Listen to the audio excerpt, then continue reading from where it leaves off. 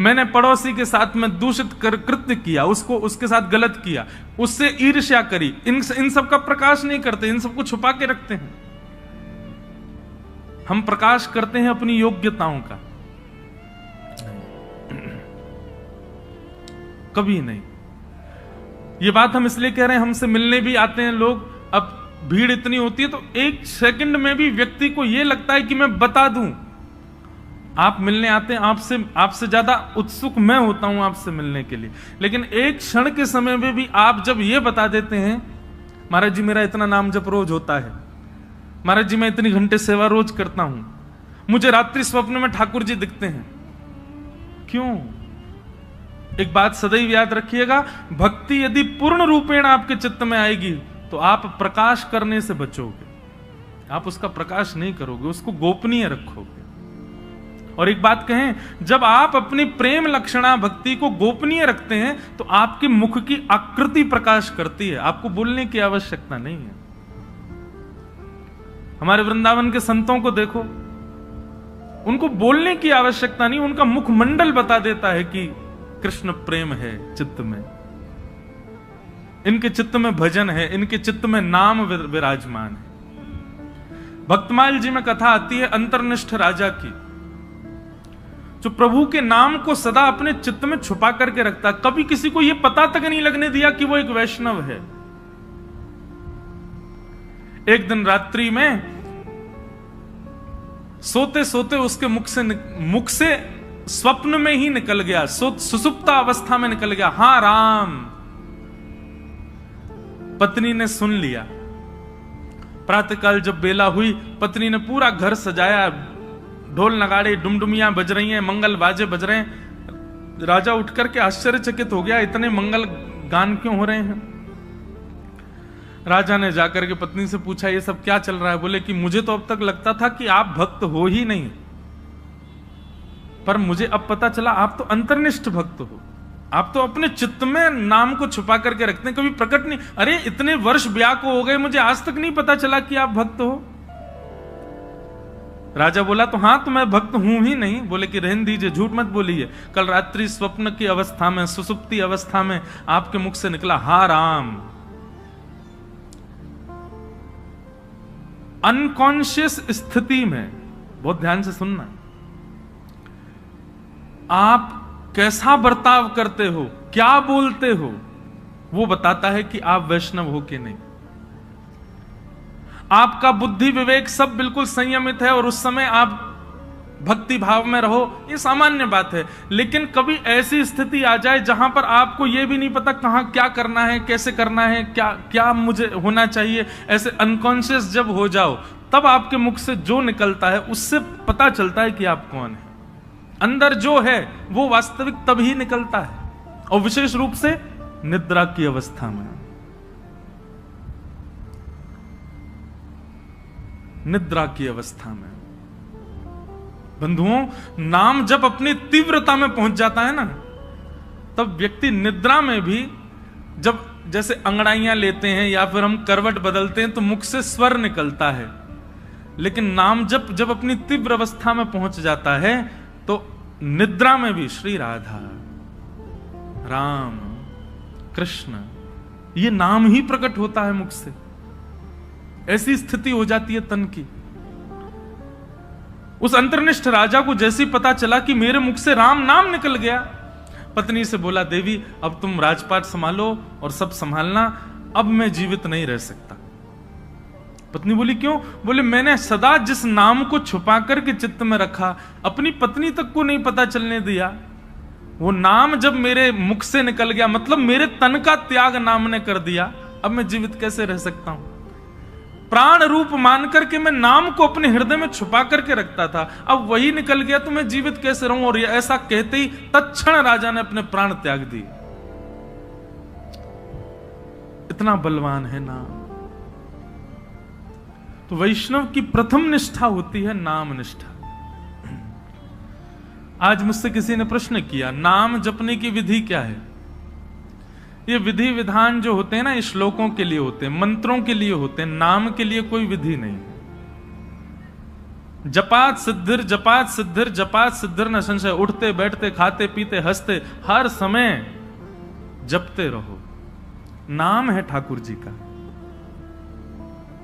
आपका गुरु मंत्र जो है, गुरु श्लोक, गुरु मंत्र जो आपको मिला है, या द्वादशाक्षर मंत्र है, यो जो मंत्र की विधि है, उसके लिए तो आपको आसन चाहिए, स्वच्छता चाहिए, एक जगह बैठना, मन एकाग्र होना, ये सब चाहिए। पर नाम तो आप हर समय जप सकते हो, हर समय, हर क्षण। तो वैष्णव की सबसे पहली निष्ठा है नाम निष्ठा। इसलिए नाम को प्रारंभ कीजिए। अच्छा, नाम के प्रति 2-3 बातें ध्यान रखिएगा। नाम जपना भी एक सेवा है, और जैसे मंदिर की ठाकुर जी की सेवा है ना, उसमें अपराध नहीं होना चाहिए, उसमें लगन होनी चाहिए, उसमें तत्परता होनी चाहिए, उसमें स्वच्छता, शुद्धता और हृदय में प्रसन्नता होनी चाहिए। ठीक वैसे ही नाम भी एक सेवा है। जब आप कृष्ण बोलें तो आपके चित्त में त्रिभंग लली वरहा पीड़म नटवर वपुः कर्णयो कर्णकारम कस्तूरी तिलकम ललाट पटले वक्षस्थले कौस्तुभम नासाग्रे वर मुक्ति कंतर तले वेणु करे कंकणम सर्वांगे हरिचंदनम सुललितम कंठे च मुक्तावली गोपस्त्री परिवेष्टितो विजयते गोपाल चूड़ामणि। कृष्ण कहते ही आपके चित्त में गोपाल जी प्रकट हो जाएं, उनके मधुर रूप का दर्शन होने लग जाए।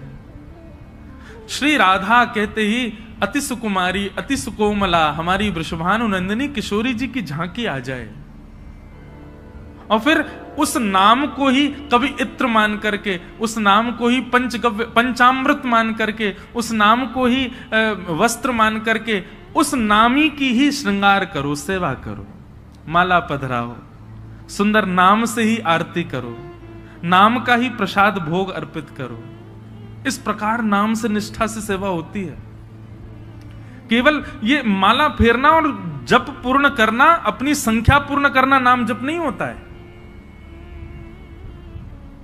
चित्त में कुंज का निर्माण करो, सुंदर यमुना जी बह रही हैं, सुंदर हरे भरे वृक्ष हैं, पीछे सुंदर सुंदर गिरिकंदरा दिख रही हैं, बीच में एक सेज सजी है, उस सेज पर हमारे श्याम सुंदर विराजे हैं और नाम चल रहा है। नाम वृक्षों में भी दिखे, नाम सेज पर भी दिखे, नाम यमुना जी में भी दिखे, नाम पीछे के सुंदर गिरिकंदरा में भी दिखे, और नाम ठाकुर जी में भी दिखे।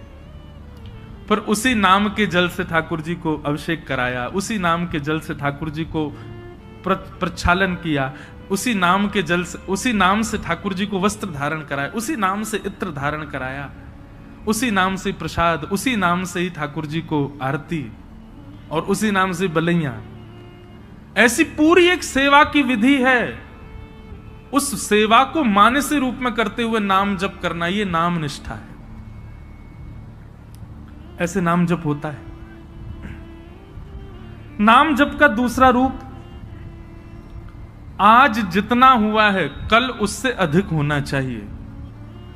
अगर नाम जितना आज है कल भी उतना ही है, और बल्कि परसों कम और हो गया, तो इससे नामापराध होता है। नाम बढ़ना चाहिए, नाम बढ़ाओ। नाम के प्रति दूसरी भावना, कोई यदि आपसे पूछे कि आप क्या जपते हो, तो पहले परख लीजिए। यदि वो अधिकारी हो तो ही बताइए, नहीं तो उसके सामने प्रकाश करने की आवश्यकता नहीं है। अपने आप को ऐसा बता दो, नाम तो कुछ करते नहीं, महासंसारी हैं हम, तो पापी पामर जीव हैं। अपने आप को मत दिखाइए कि आप नाम जापक हैं। कोई यदि पूछे और लगे कि हाँ ये वैष्णव है, कोई गुरुजन पूछे, हम पूछ लें, हम तो वैसे हम भी संसारी हैं, हम पूछे तो मत बताओ। कोई संत पूछे, कोई महापुरुष पूछे, कोई वैष्णव पूछे, तो उनको उजागर करो। सबके सामने उजागर नहीं। यहां लोग बताते फिरते हैं कि हम कितना नाम जप कर रहे हैं, क्यों नहीं, ये नामापराध है। सबके सामने अपने नाम का प्रकाश मत करो। भाई, अगर किसी भाव से आपका प्रेम बढ़ रहा है, उस भाव को गोपनीय रखो ना, उसको प्रकाश करने की आवश्यकता क्या है। तो नाम में इस बात का ध्यान रखें कि अगर कोई व्यक्ति अयोग्य, किसी को मत मानो, लेकिन यदि आपको अनुभव हो जाए कि ये वैष्णव भाव में नहीं है, बस ऐसे ही चलते फिरते पूछ रहा है, तो उसके सामने अपने आप को मूर्ख ही घोषित करो। ये मत बताओ कितना नाम जपते, नहीं तो नामापराध होता है। तो सबसे पहली वैष्णव की निष्ठा होती है नाम निष्ठा।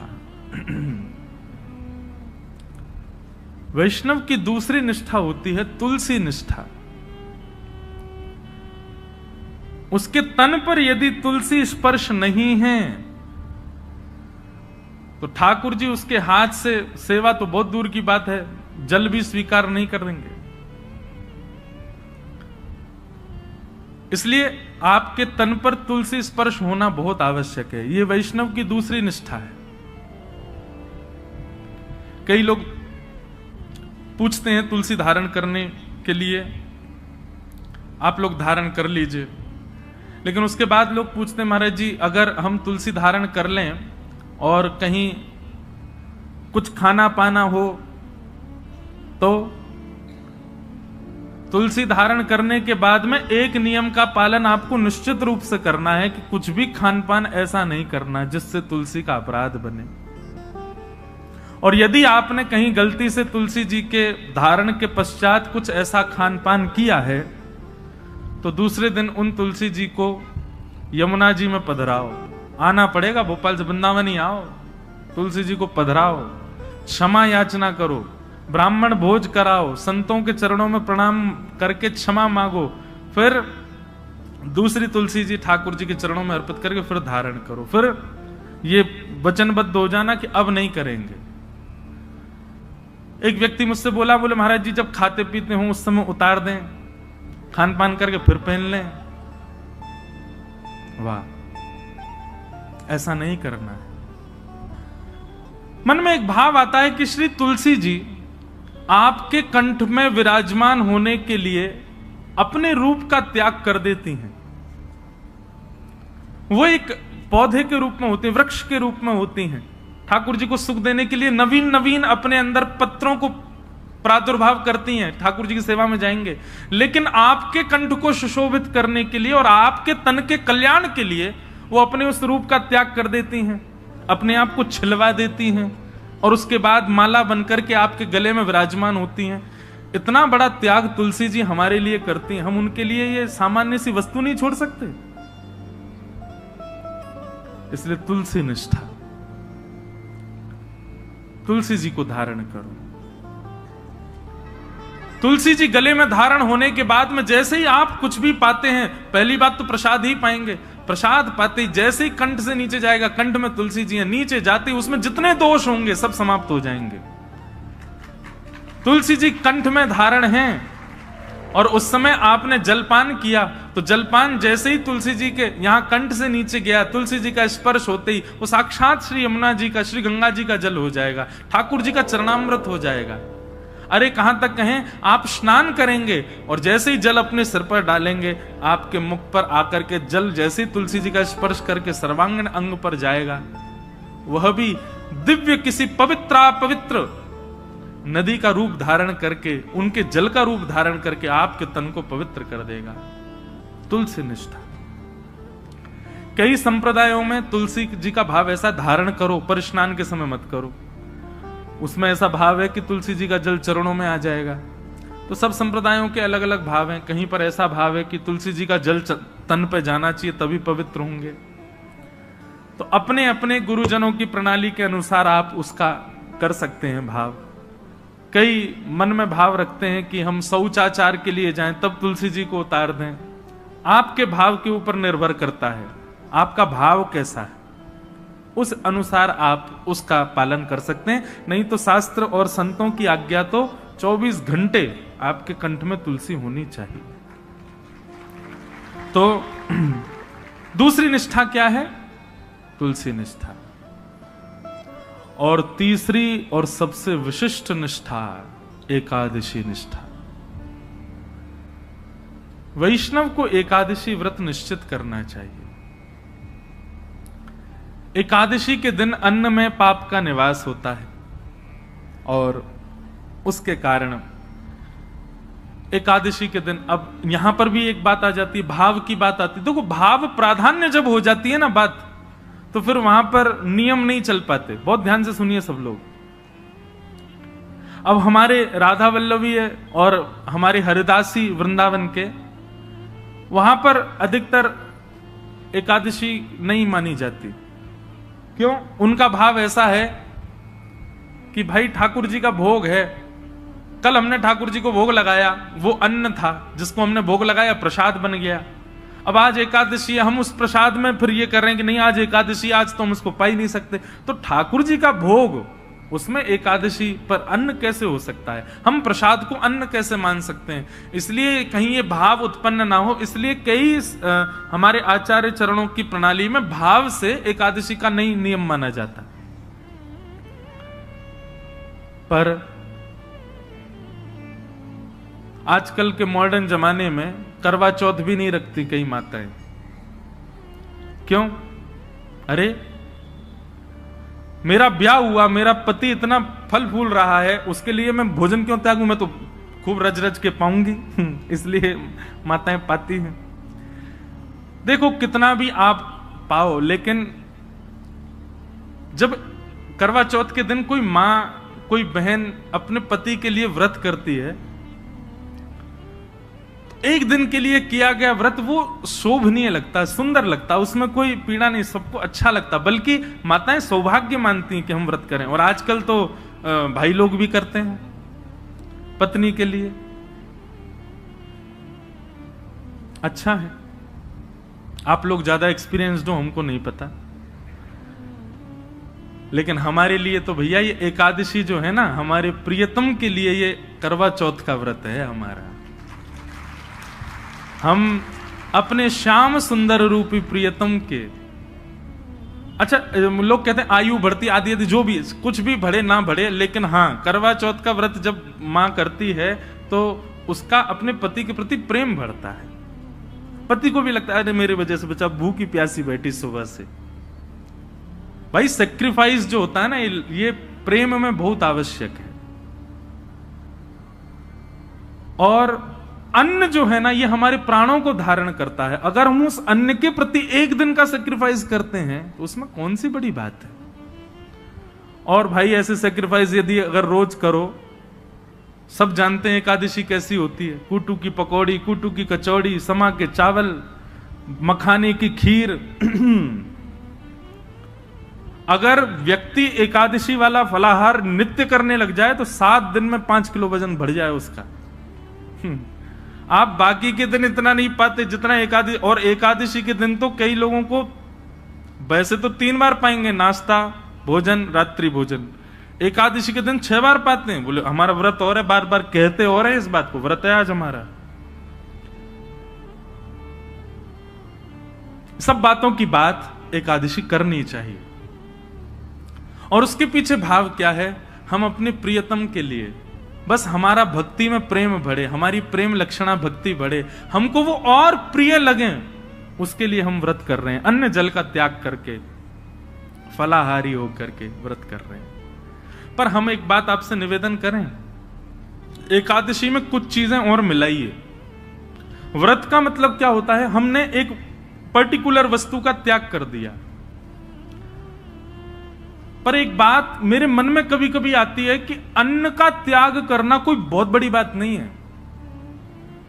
आजकल के बच्चे सो करके उठते 12 बजे हैं और 12 बजे उठते हैं तो फिर भोजन पानी उनका ऐसे ही अस्त व्यस्त ही रहता है। आजकल के बच्चे एक समय ही भोजन कर लें वही बहुत है।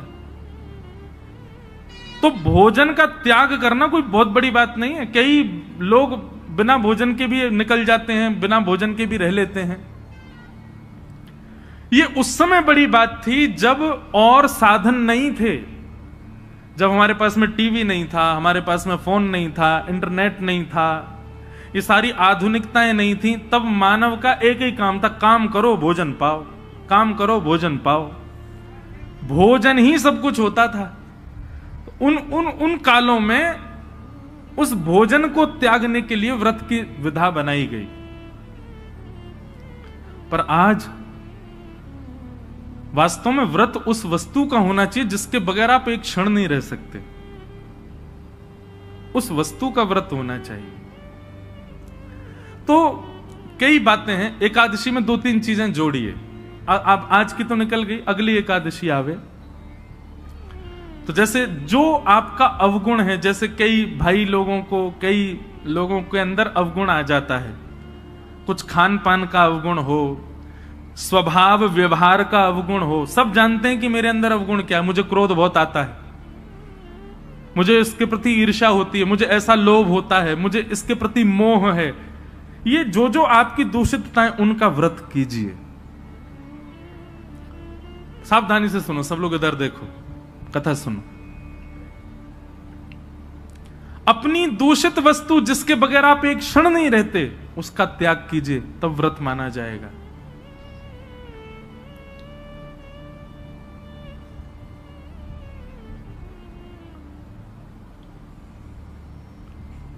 निकालिए, लिस्ट बनाइए, ऐसे कौन कौन सी वस्तुएं हैं जिनके बगैर आप एक क्षण नहीं रह पाते। संसारी वस्तु, उसका व्रत कीजिए, एक दिन व्रत कीजिए।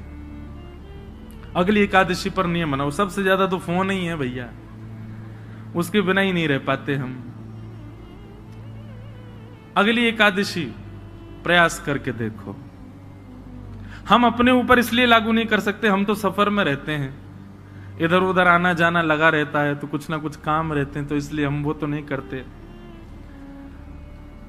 फिर एकादशियों पर इंद्रियों की एकादशी करो, जैसे नेत्रों की एकादशी। नेत्रों की एकादशी मतलब आज नेत्रों से केवल और केवल ठाकुर जी और ठाकुर जी के भक्तों का दर्शन करेंगे।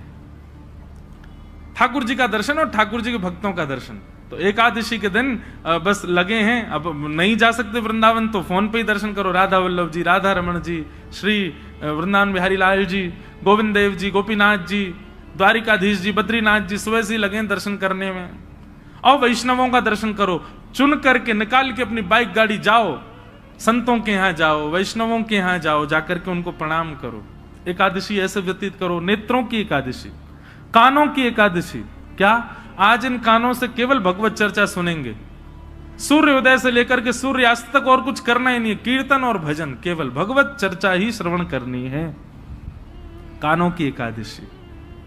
मुख की एकादशी 2 प्रकार से हो सकती है, या तो मौन रहो, या फिर केवल और केवल भगवान नाम ही कहो, और कुछ बोलना ही नहीं है, केवल भगवान नाम। मुख की एकादशी। हाथों की एकादशी कैसे? निकालो, सवेरे निकल जाओ 6 बजे महाराज, मंदिर जो जो हैं आपके क्षेत्र में सबकी सफाई करना, सब जगह जाकर के स्वच्छता करना, सबके ठाकुरों की सेवा करना, हाथों से सेवा। पैरों की एकादशी, प्रदक्षिणा करो, परिक्रमा, गैया की परिक्रमा, माता पिता की परिक्रमा, मंदिरों की परिक्रमा। ऐसे भैया अपने तन से एकादशी करो, केवल अन्न छोड़ने मात्र से काम। ये आगे की विधा है, पहले अन्न से ही शुरू कर लो, पर शुरू करो।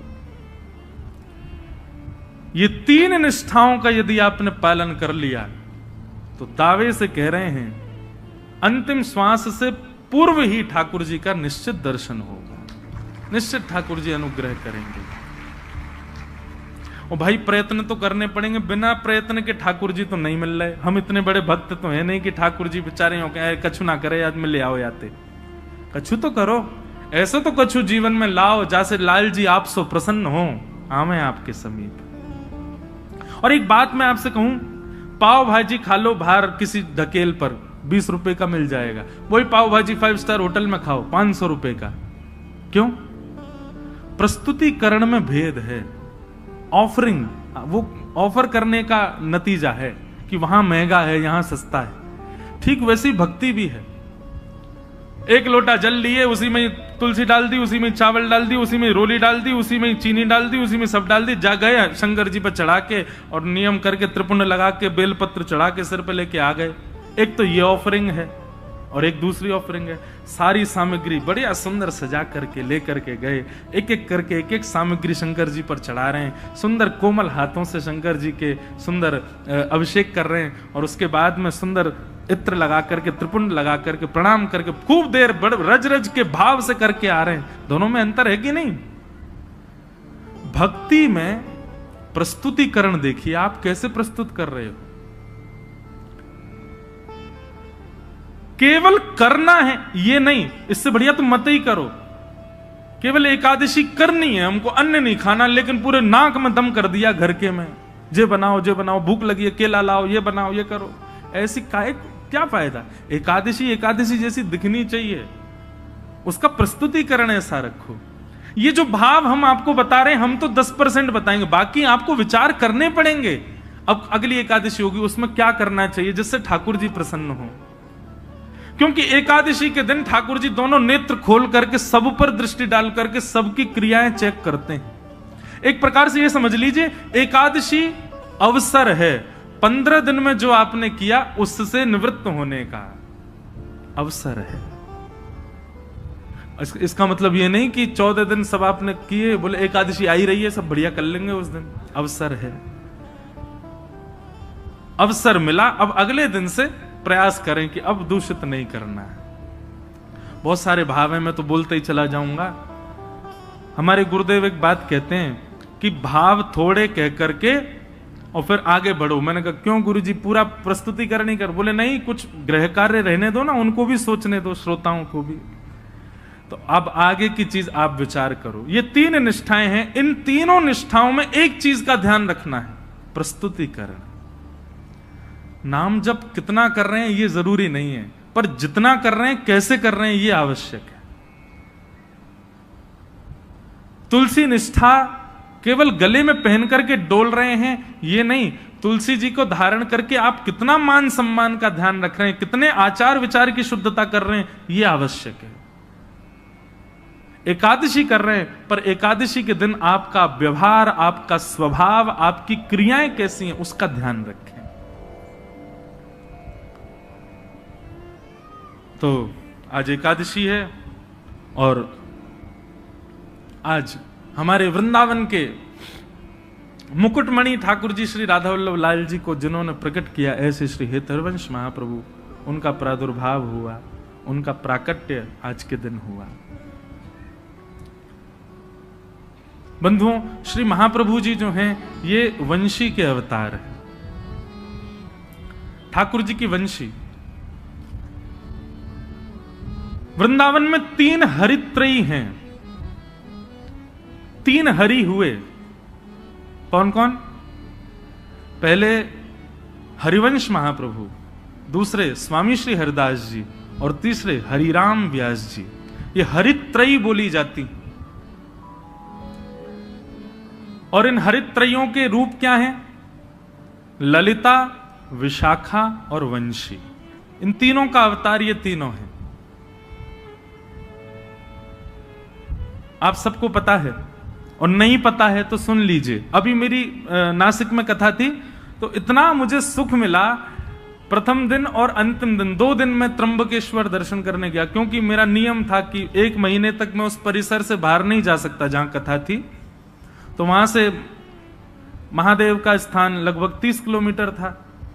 प्रथम दिन गया अनुष्ठान से पूर्व, तो जैसे ही मैं पहुंचा कितना सुख मिला। देखो वहां के सारे पुजारी जो अपने त्र्यंबकेश्वर भगवान के सेवाधिकारी, मैं जैसे ही पहुंचा तो मुझको लेकर के गए, बोले आप चलो गर्भगृह में अंदर प्रणाम करने। मैंने कहा नहीं भैया, देखो मैं खुद वीवीआईपीओ के कथाओं में जाकर के जो है उनकी बुराई निंदा कर देता हूं, खुद बन के जाऊं तो बड़ा विचित्र लगता है। बोले नहीं नहीं, आपको चलना पड़ेगा।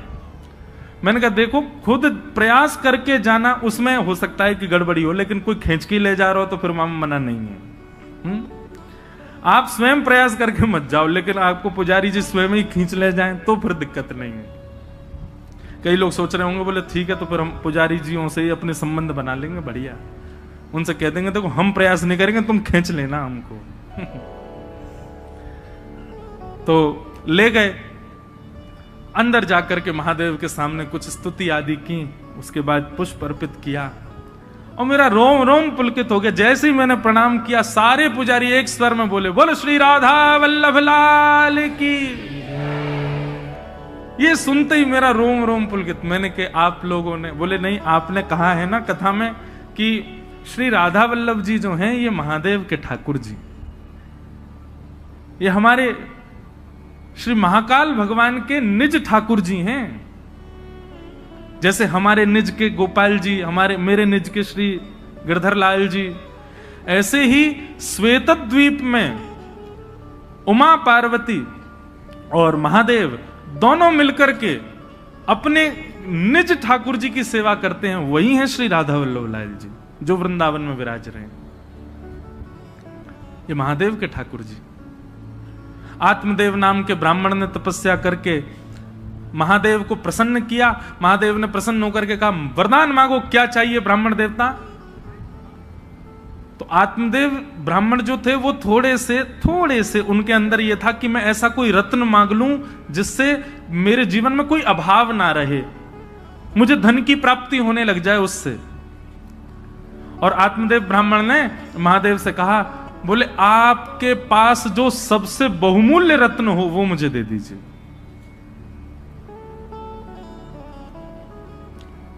महादेव ने जैसे ही सुना नेत्र सजल हो गए। बोले तुम सब दुनिया मांग लो हमसे, लेकिन ऐसा मत कहो कि अपना बहुमूल्य रत्न दे दो, क्योंकि महादेव के बहुमूल्य रत्न तो श्री राधा वल्लभ जी हैं। महादेव ने जैसे मना किया, बोले रत्न मत मांगो, बाकी चाहे दुनिया की कोई वस्तु मांग लो। तो आत्मदेव ब्राह्मण को लगा रत्न बड़ा महंगा है, तभी देने से मना कर रहे हैं। चरणों में गिर गया। बोले चाहिए तो वही रत्न चाहिए जिसके लिए आप मना कर रहे हो, नहीं तो कुछ नहीं चाहिए।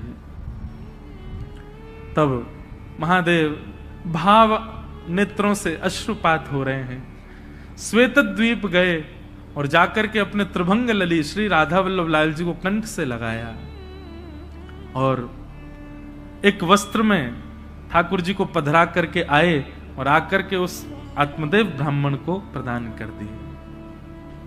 महादेव अंतर ध्यान हो गए। उसने तो उत्सुकता से जैसे ही वस्त्र हटा के देखा तो श्री राधा वल्लभ लाल जी खड़े थे।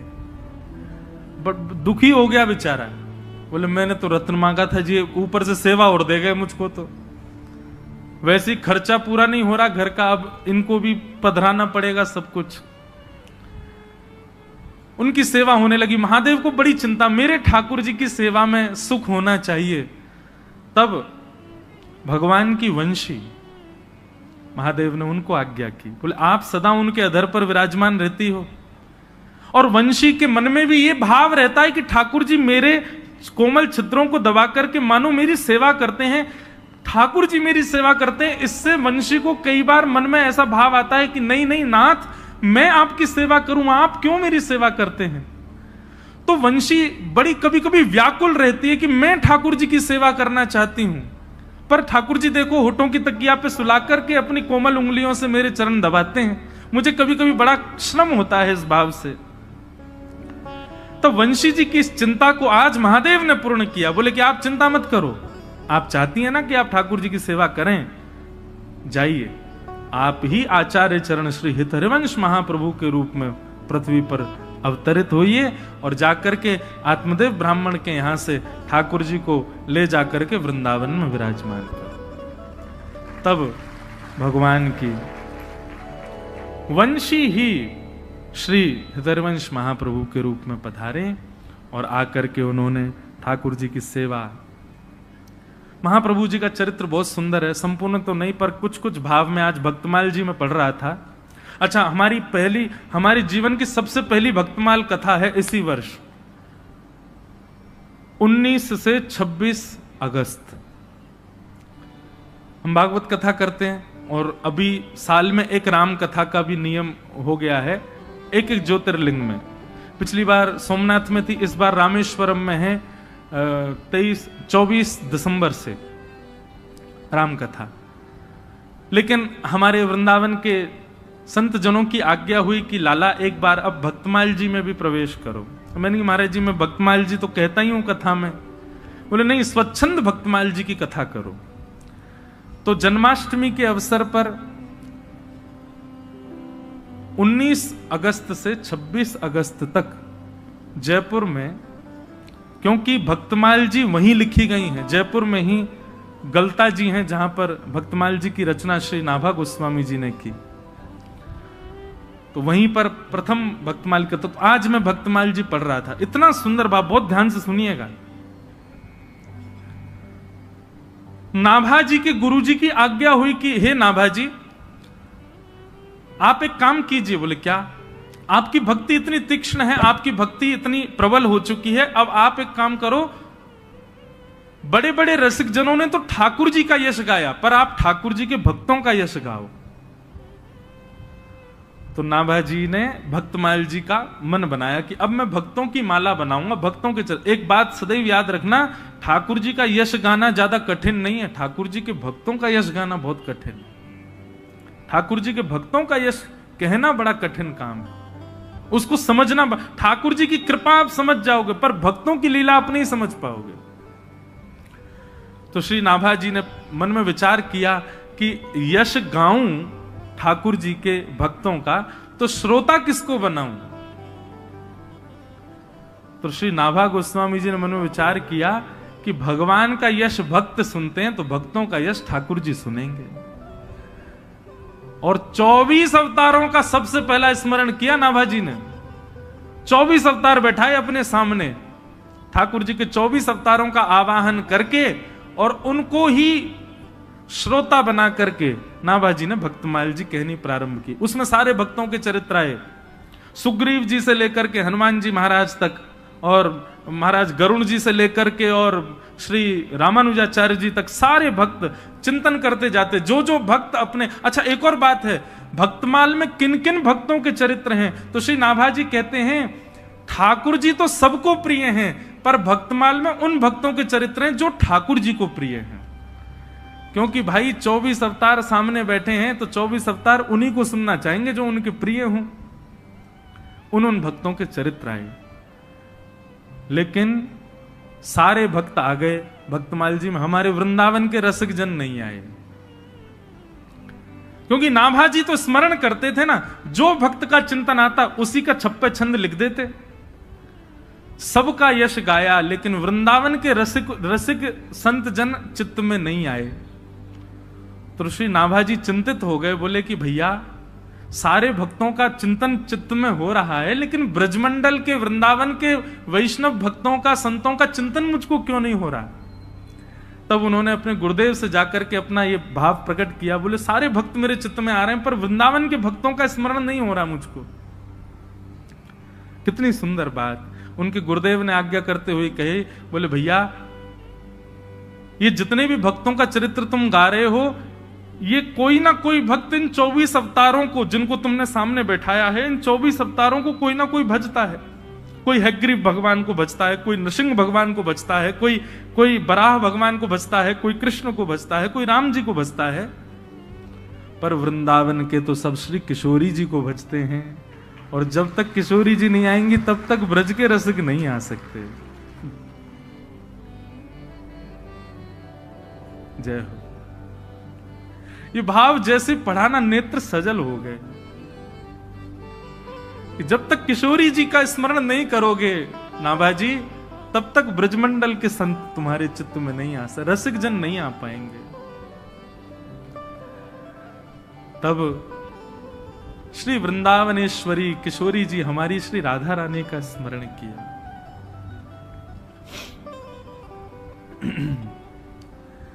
एक भाव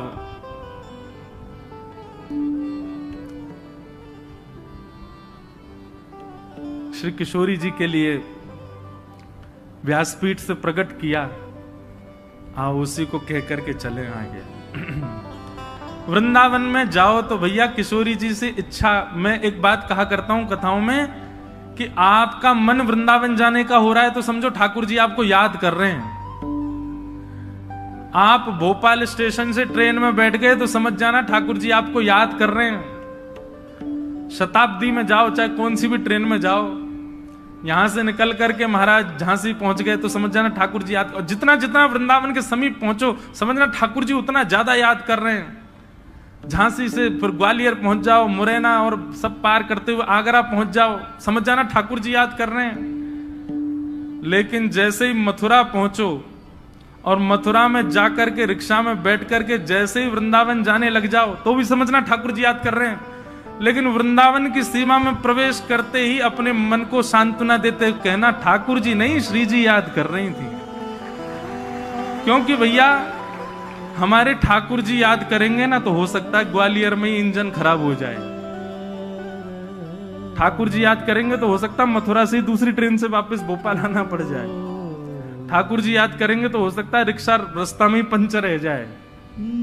पर निर्विघ्न रूप से वृंदावन पहुंच गए तो यही समझियो श्री जी ने याद किया तभी हम पहुंच पाए हैं, नहीं तो ये श्री जी के कृपा के बगैर संभव नहीं। तो एक भाव मैंने हमारे लाल जी ने प्रकट करवाया कि वृंदावन में क्या क्या भावना होनी चाहिए चित्त में। सब लोग मेरे साथ गाओ, श्री जी को स्मरण करो तभी आचार्य चरण आएंगे। आज तीसरा दिन है कथा का, अब श्री जी आएंगी तो ब्रज के भाव अपने आप आएंगे। राधिका रानी जी, वृषभानु दुलारी जी, राधिका रानी जी, वृषभानु दुलारी जी, राधिका रानी। जो एक बात सुन लो, जो ताली बजा के नहीं गाएगा उसको अपने बगल वाले की सौगंध है, और जो ताली बजा के नहीं गाएगा उसको ये लगे बगल वाला मेरा शत्रु, मैं तो बिल्कुल नहीं बजाऊं, अगले जन्म में तुम्हारा ब्याह नहीं होगा। देखो खूब प्रेम से भाव से हमारी श्री जी को याद करो तो भैया निमग्न हो जाओ। भले ही नेत्र मत खोलो, नेत्र बंद करके वृंदावन का स्मरण करते हुए गाओ।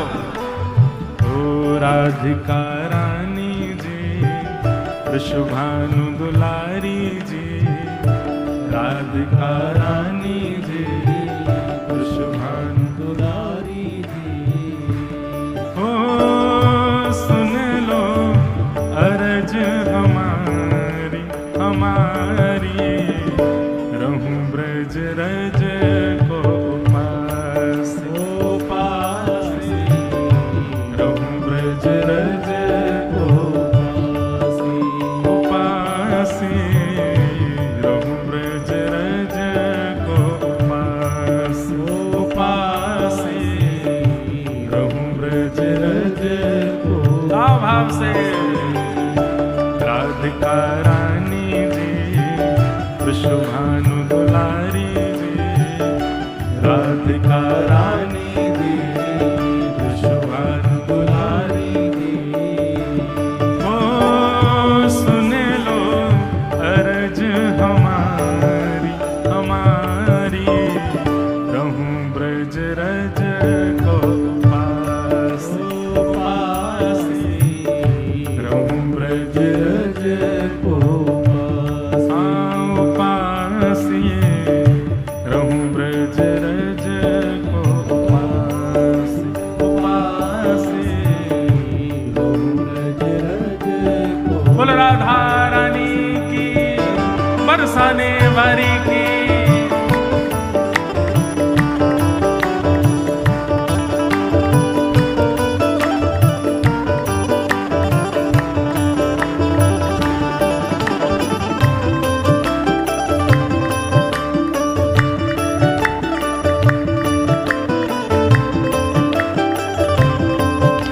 बोल वृषभानु दुलारी की, बोल वृषभानु के जमाई की।